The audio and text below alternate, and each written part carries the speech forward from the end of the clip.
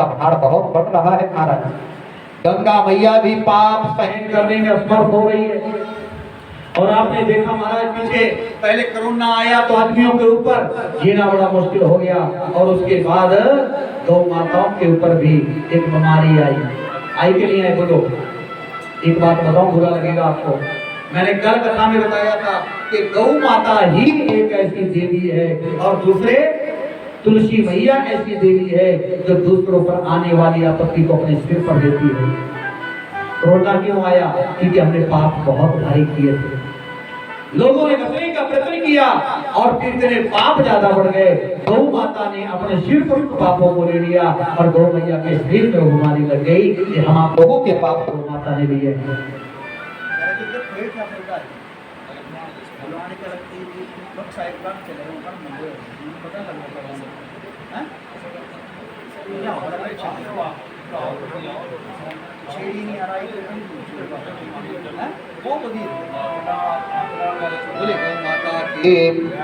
भारत माता की अगले वाले पक्ष से कभी चल रहे कभी बोले गौ माता की,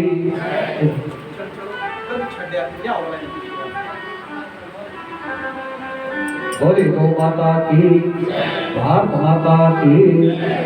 तो लिखा है गौ गीता गौ गायत्री और गंगा स्नान, इन पांचों के सेवन से होत सदा क्या कल्याण।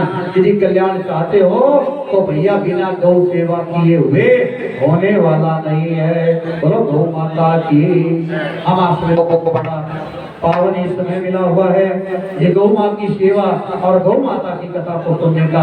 बाबा जी के कृपा आशीर्वाद से तो आए सभी एक छोटा सा भजन गौ माता का बोलेंगे और उसके बाद बहुत ही प्यारी कथा आगे की है। मैंने आप लोगों से पहले भी कहा था कि गौ माता की कृपा से मेरे भाई बहन साधारण संतान पैदा नहीं होती, बल्कि महाराज साक्षात भगवान हम आप लोगों के घर में आते हैं। हर एक कामना को पूर्ण करने वाले ये गौ माता की कथा है महाराज। कोई भी कामना हम आप लोगों की हो तो गौ माता पूर्ण करती है। तो सबने बड़े भाव और श्रद्धा से ये भजन मैंने आज लिखा, सवेरे सवेरे कलमबद्ध किया है। पता नहीं गौ माई जाने तो सबने बड़े भाव से क्या कहना, संकल्प करेंगे हम आप लोग, प्रतिज्ञा करेंगे कि जैसे भी कैसे हो हम आज के बाद गौ माता की सेवा बोलो करने के लिए कर दिया। यही बोल दो बाबा जी के दरबार में, ना करने तो भी चंगा है। क्यों? पर फिर कल्याण नहीं होना, फिर फायदा नहीं होना। तो दोनों हाथ ऊपर उठा के सब बोलिए कि हम गौ माता की सेवा में आगे रहेंगे। दोनों हाथ उठाओ सब ऊपर। जो गौ माता की सेवा करना चाहता है दोनों हाथ ऊपर उठा के भाव से बोलेंगे तो गौ माता की कर लो जी गौ माता की सेवा, कर लो जी गौ माता की सेवा, गौ माता की सेवा कर लो जी गौ माता की सेवा, कर लो जी गौ माता की सेवा, सुन लो जी गौ माता की कथा, कर लो जी गौ माता की सेवा, सुन लो जी गौ माता की कथा, वो सुन लो गौ माता की सेवा, कर लो जी गौ माता की सेवा, कर लो जी गौ माता की सेवा, गौ माता की सेवा, गौ माता की सेवा, गौ माता की सेवा, गौ माता की सेवा, कर लो जी गौ माता की सेवा, कर लो जी गौ माता की सेवा, कर लो जी गौ माता की सेवा। माता ताड़ी बजाने के लिए दोनों हाथ गौ माता की सेवा। आज प्रातः काल ब्रह्म मुहूर्त में गौ मां के इस भजन को हमने कलमबद्ध किया और पहली बार ही गा रहे तो सब भाव से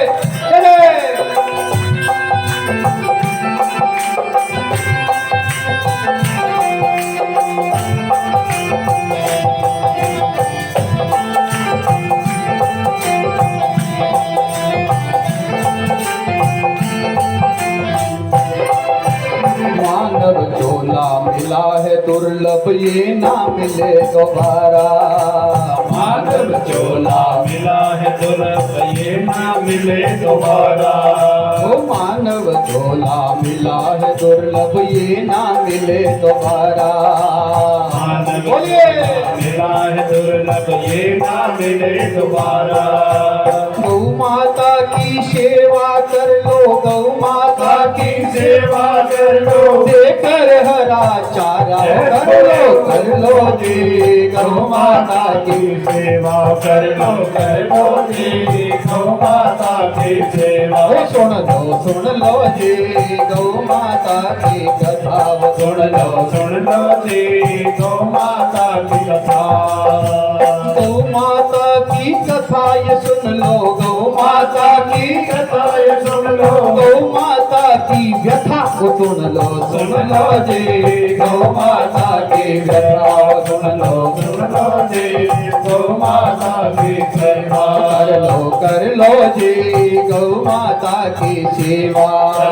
कर लो जी गौ माता की सेवा। जय गौ मां।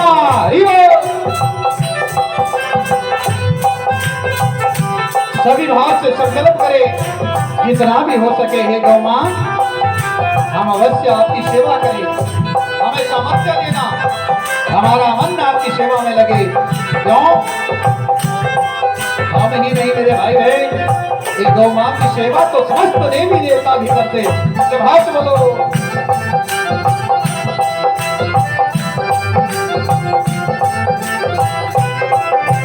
ब्रह्मा विष्णु शंकर सारे करते गाय की सेवा। ब्रह्मा विष्णु शंकर सारे करते गौ की सेवा। ओ ब्रह्मा विष्णु शंकर सारे करते गाय की सेवा।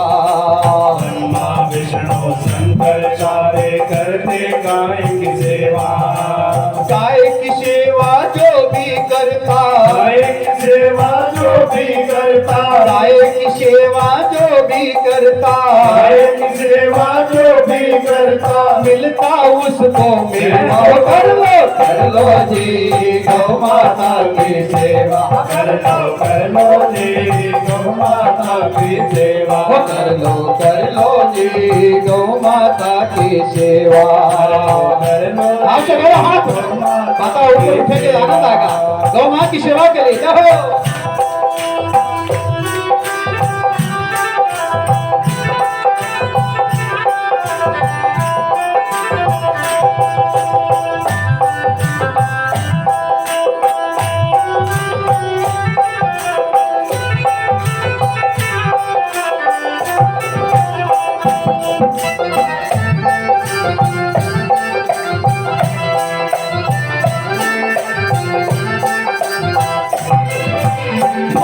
जिन गौ कथा कराई आओ रल मिल सारे। बाबा जी को कथा कराई और मिल ये सारे। अकेले तो कराना बड़ा मुश्किल है मेरे भाई बहन, इसलिए आओ बाबा जी के साथ मिल करके। बड़ा पावन मौका श्याम कृपा से मिला है जन्माष्टमी पर। क्या बाबा जी ने गौ कथा कराई आओ रल मिल सारे। बाबा जी ने गौ कथा कराई और मिल के सारे। ओ बाबा जी ने गौ कथा कराई आओ रल मिल सारे। बाबा जी ने गौ कराई और मिल सारे। बाबा जी की बाह पकड़ कर, बाबा जी की बाह पकड़ कर, बाबा जी के चरण पकड़ कर, बाबा जी के चरण पकड़ कर जाएंगे सारे। कर लो जी गौ माता की कथा। कर लो जी गौ माता की सेवा। कर लो जी गौ माता की सेवा। कर लो जी गौ माता की सेवा। सुन लो जी गौ माता की कथा हो। सुन लो जी गौ माता की कथा। गौ माता की कथा ये सुन लो, गौ माता की कथा ये सुन लो, गौ माता की कथा सुन लो, गौ माता की कथा सुन लो, सुन लो गौ की व्यथा, सुन लो जी गौ माता की दया, कर लो जी गौ माता की सेवा, कर लो जी गौ माता की सेवा। बोलो गौ माता की, बोलो माँ, माँ सब बोलो माँ। माँ बड़ा पावन मौका है महाराज, सब मिलकर के आए हम आप लोग भी। गौ माँ की कथा नहीं, मैं तो कहूँगा व्यथा सुन लो। क्या सुन लो? व्यथा समझते हो? हम अपना दुख दूसरे को सुनाते हैं, पर आज बनहाड़ी में इस बाबा बालकनाथ तीर्थ धाम में आज मेरी गौ माता, बुरा मत मानना मेरी माता बहनों, हम आप लोगों को अपनी व्यथा सुनाने आई है, अपना दुखड़ा सुनाने आई है। ऐ दुनिया वालों, सुन लो मेरा कष्ट, मेरी व्यथा, और थोड़ा सा सचेत होकर के कर लो मेरी सेवा। सेवा करेंगे गौ माता की, हम आप लोगों का कल्याण होगा। बोलो गौ माता की। गौ की सेवा किस किसने की है? ध्यान देना भैया, गौ सेवा करने से हर कामना पूर्ण हो जाती है, और कहीं छोटा सा भी अपराध हो जाए ना तो महाराज क्या होता है बता? गौ माँ का आपको सुना रहा हूं कथा, थोड़ा ध्यान से सुनना।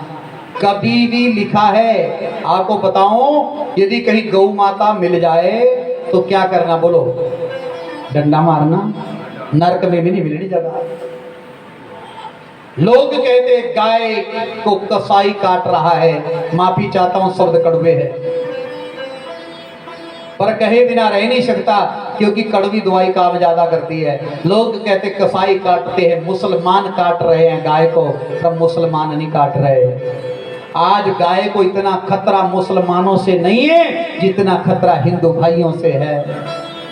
अरे कसाई वो नहीं जो गाय को काट रहा है, पहला कसाई तो वो है जिसके खूंटे से गाय कसाई के हाथ में जा रही है। बोलो है बात के? कसाई कौन सा हमारे खूंटे से खोल के ले जाता है? हम ही हैं जो गाय को कसाईयों के पास दे देते हैं। आज नहीं कल बताऊंगा आप लोगों को। देखिए, गाय को, कटी गाय को जिंदा किया था नामदेव ने। किसने? ये किसी भागवत में या पुराण की कथा नहीं है, ये कलयुग के नामदेव भगवान के भक्त हुए नामदेव, विठ्ठल भगवान की पूजा करते, दक्षिण भारत में है। कल या परसों इनकी कथा सुनाऊंगा, आज टाइम नहीं है, नहीं तो फिर ये छूट जाएगी और कथा। बोलो गौ माता की। उन्होंने कटी गाय को जिंदा कर दिखाया था बादशाह के सामने, मुसलमानों का राज्य था उस टाइम। पर हम कटी गाय को तो जिंदा नहीं कर सकते, पर महाराज इतना तो कर सकते हैं, जो जिंदी गाय है उसको कटने से तो बचा सकते हैं। बोलो गौ माता की। बचा सकते हैं कि नहीं? उसको कटने मत दीजिएगा।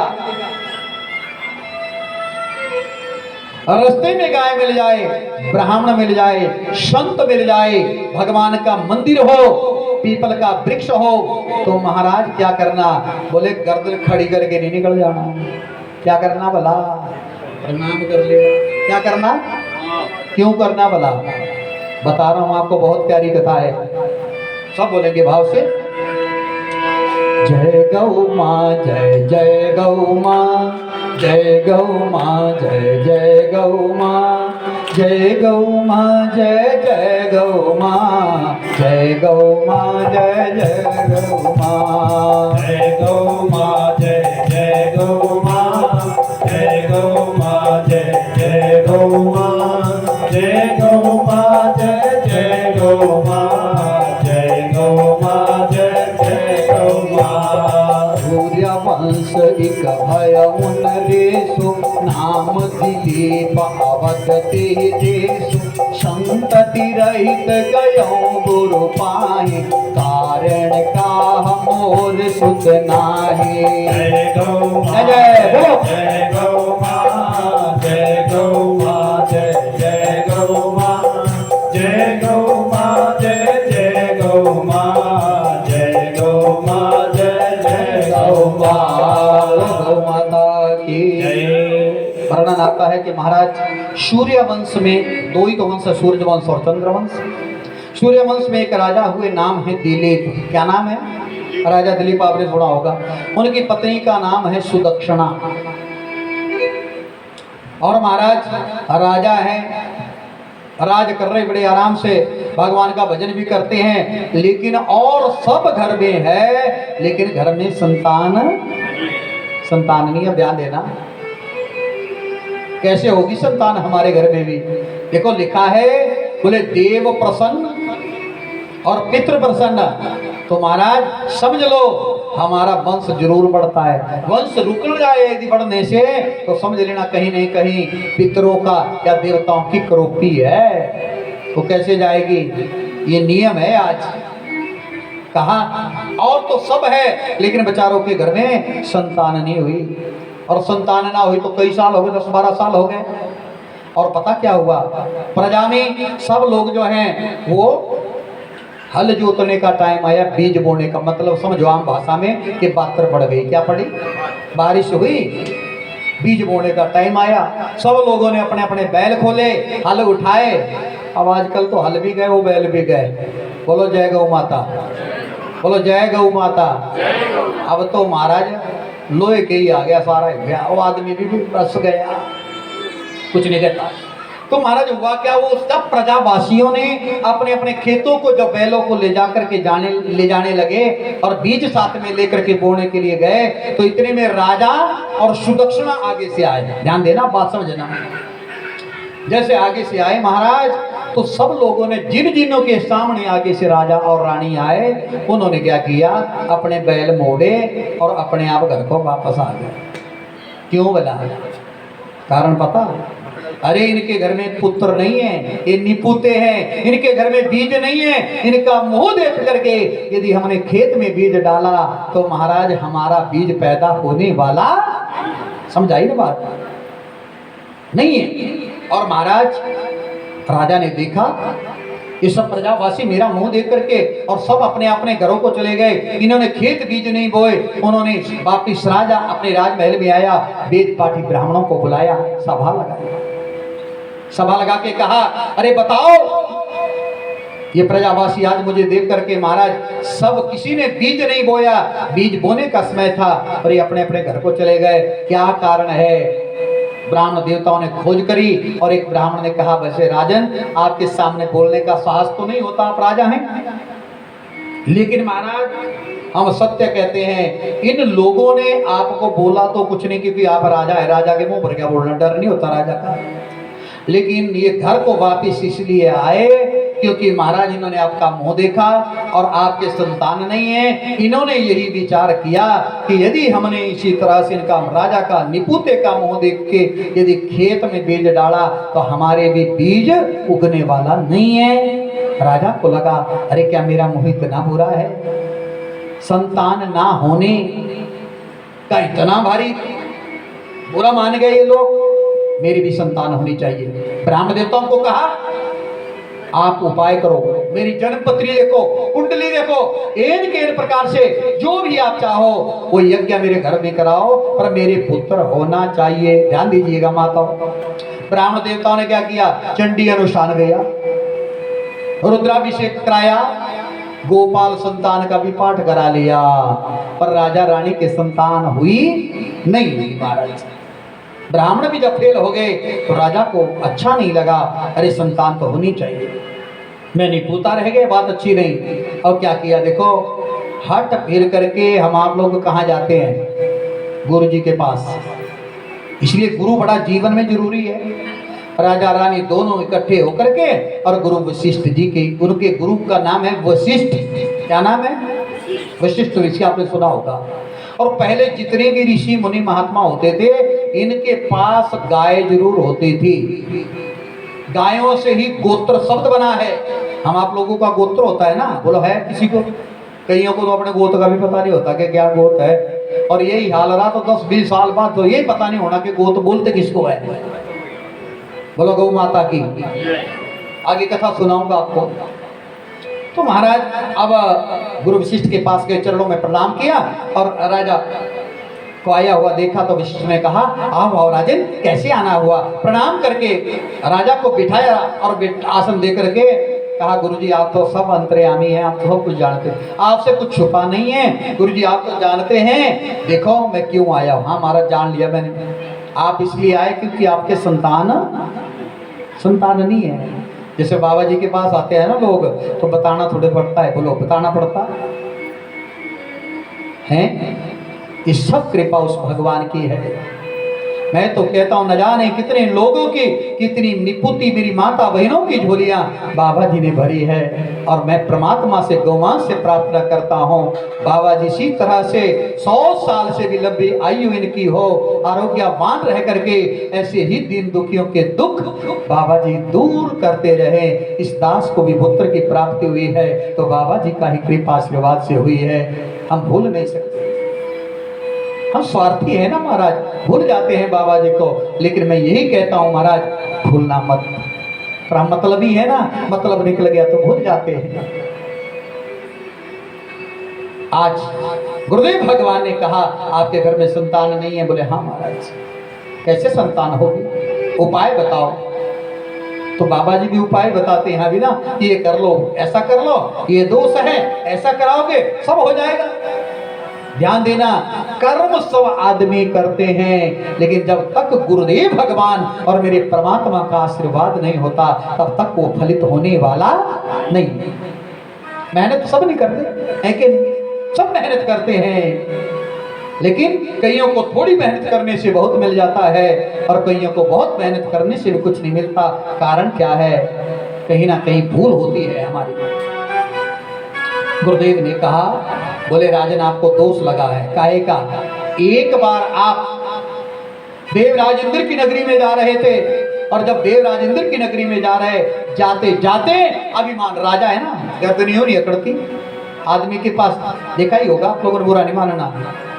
जब 4 पैसे जेब में आ जाते हैं ना, तो आदमी की बोल और चाल कैसे बिगड़ जाती है? बिगड़ती कि नहीं?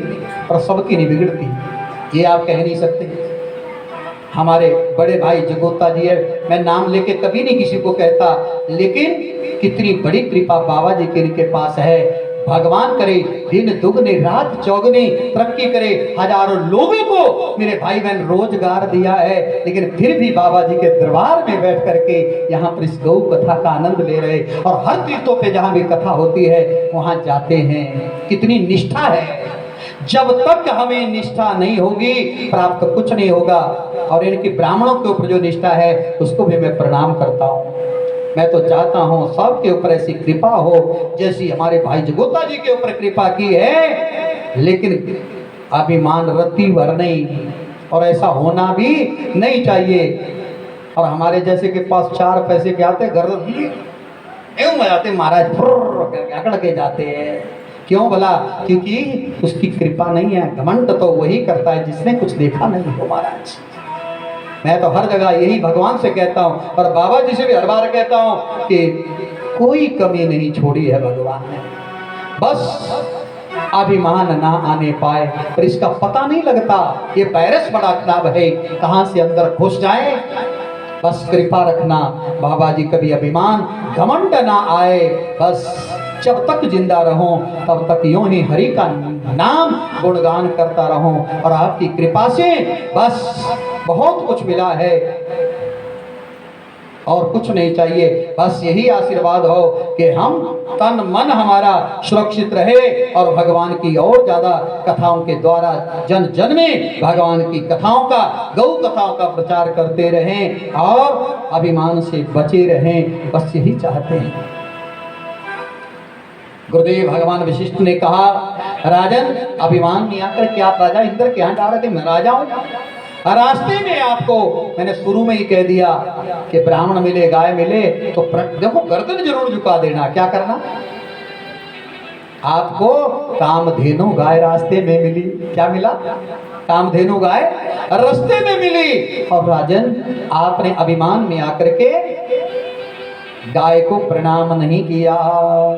करी विचार बोले सुनता था, मिल ही रहा तो गौ माता, नहीं प्रणाम आदर नहीं कीना, काम भाग छाड़े दे देना। जय गौ माँ, जय जय गौ माँ, जय गौ माँ, जय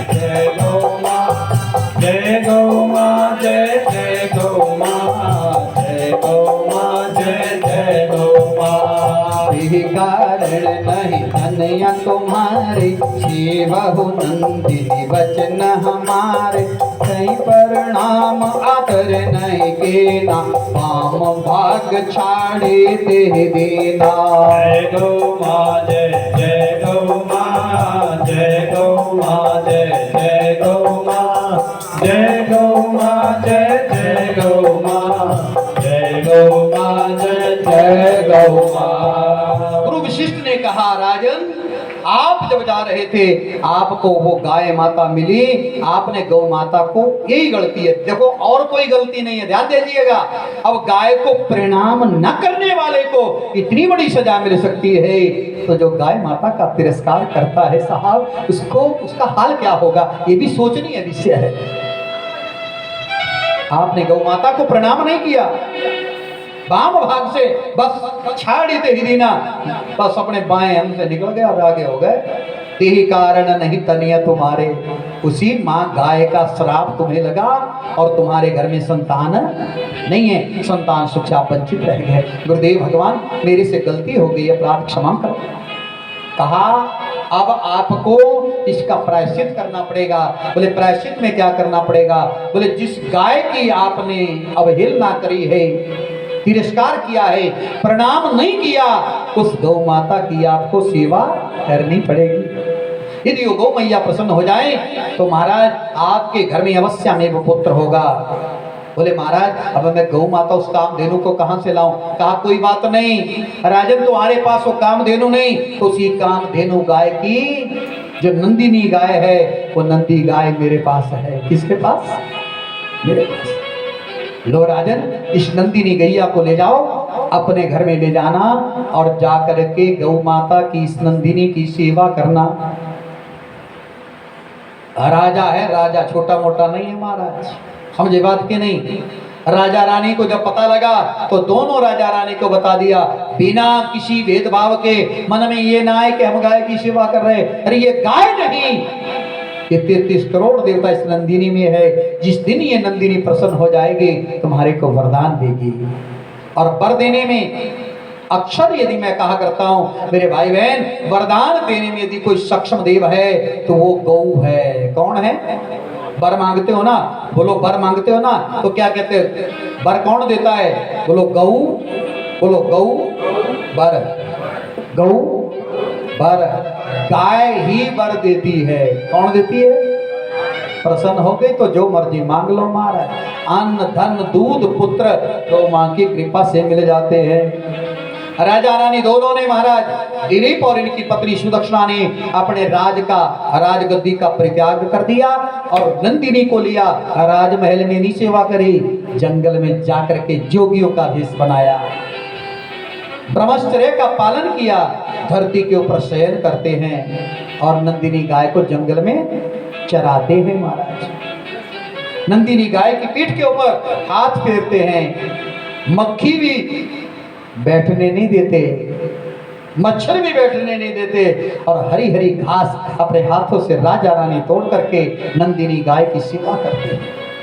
नंदिनी गाय को महाराज वो घास देते हैं, पानी पिलाते हैं और जंगल में पर्ण कुटिया बना करके दोनों राजा रानी पर्ण कुटिया में रह रहे वनवासियों के भेष में, और गौ मैया उस नंदिनी की सेवा करते हैं।